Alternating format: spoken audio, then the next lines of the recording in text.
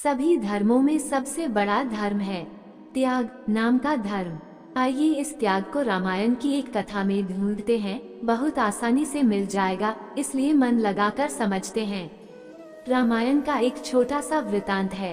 माता कौशल्या जी को एक रात आधी रात को महल की छत पर किसी के चलने की आहट सुनाई दी। उनकी नींद टूटी वहां चली गई और पूछा कौन है। मालूम पड़ा श्रुतकीर्ति जी। माता कौशल्या जी को बहुत आश्चर्य हुआ। उनकी सबसे छोटी बहू चतुर्थ शत्रुघ्न की पत्नी को नीचे बुलाया। श्रुतकीर्ति जी आई, चरणों में प्रणाम किया।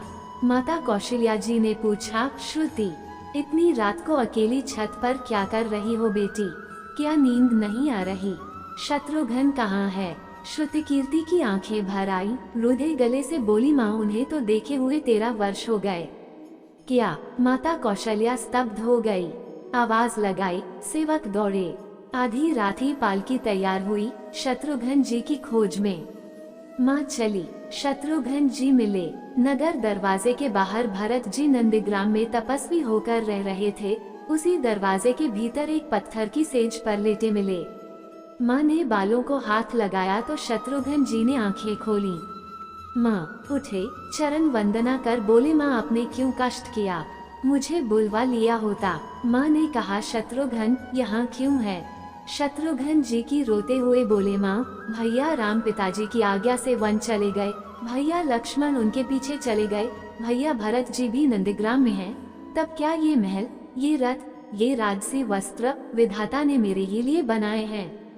माता कौशल्या निरुत्तर रह गईं। ये रामायण का त्याग पाठ आगे आगे देखिए जाने कितने घाट।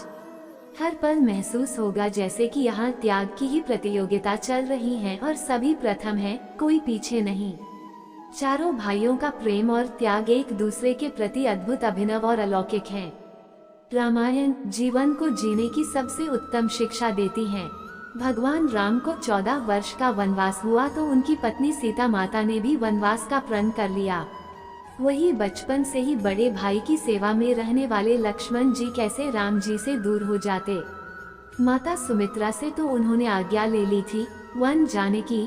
फिर जब पत्नी उर्मिला के कक्ष की ओर बढ़ रहे थे तो सोच रहे थे कि माँ ने तो आज्ञा दे दी, परंतु उर्मिला को कैसे समझाऊंगा, क्या बोलूंगा उनसे? यही सोच विचार करके लक्ष्मण जी जैसे ही अपने कक्ष में पहुँचे तो देखा कि उर्मिला आरती का थाल लेके खड़ी थी और बोली, आप मेरी चिंता छोड़ प्रभु श्री राम की सेवा में वन को जाएं, मैं आपको नहीं रोकूंगी।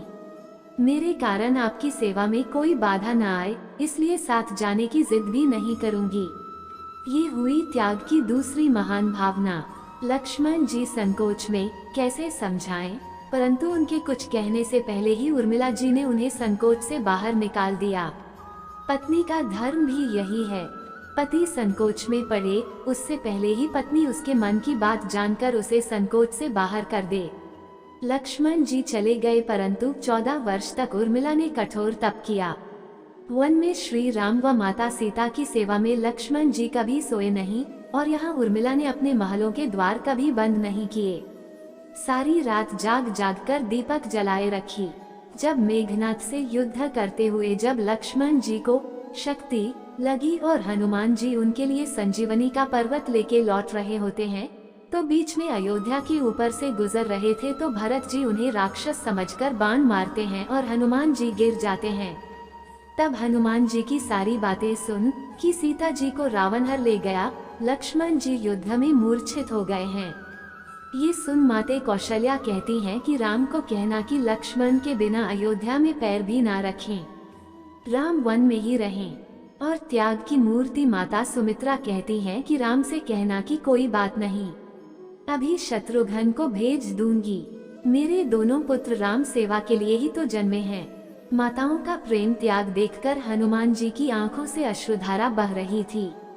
पर जब उन्होंने उर्मिला जी को देखा तो सोचने लगे कि यह क्यों एकदम शांत और प्रसन्न है। क्या इन्हें अपनी पति के प्राणों की कोई चिंता नहीं? हनुमान जी पूछते हैं, देवी आपकी प्रसन्नता का कारण क्या है? आपके पति के प्राण संकट में हैं। सूर्य उदित होते ही सूर्य कुल का दीपक बुझ जाएगा। उर्मिला जी का उत्तर सुन कोई भी प्राणी उनकी वंदना किए बिना नहीं रह पाएगा। उर्मिला बोली, मेरा दीपक संकट में नहीं है, वो बुझ ही नहीं सकता। रही सूर्योदय की बात, तो आप चाहें तो कुछ दिन अयोध्या में विश्राम कर लीजिए, क्योंकि आपके वहां पहुंचे बिना सूर्य उदित हो ही नहीं सकता। आपने कहा कि प्रभु श्री राम मेरे पति को अपनी गोद में लेकर बैठे हैं। जो प्रभु श्री राम की गोदी में लेटा हो, काल उसे छू भी नहीं सकता। आज वे दोनों लीला कर रहे हैं। मेरे पति जब से वन गए हैं, तब से सोए नहीं हैं।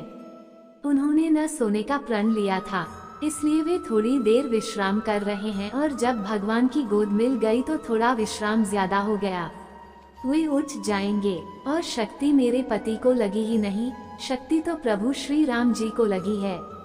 मेरे पति की हर श्वास में राम है, हर धड़कन में राम, उनके रोम रोम में राम है, उनके खून की बूंद बूंद में राम है। और जब उनके शरीर और आत्मा में ही सिर्फ राम है, तो शक्ति राम जी को ही लगी। दर्द प्रभु राम को हो रहा है, इसलिए हे हनुमान जी, आप निश्चिंत होके जाएं, सूर्य उदित नहीं होगा। रामायण के सभी पात्र त्याग और बलिदान की सत्यमूर्ति ही साबित हुए। भगवान राम तो केवल राम राज्य का कलश स्थापित किया, परंतु वास्तव में राम राज्य इन सब के प्रेम, त्याग, समर्पण और बलिदान से ही आया। जिस मनुष्य में प्रेम, त्याग, समर्पण की भावना हो, उस मनुष्य में राम ही बसते हैं। आपको ये कथा अच्छी लगी हो तो चैनल को लाइक, शेयर और सब्सक्राइब जरूर करो। धन्यवाद।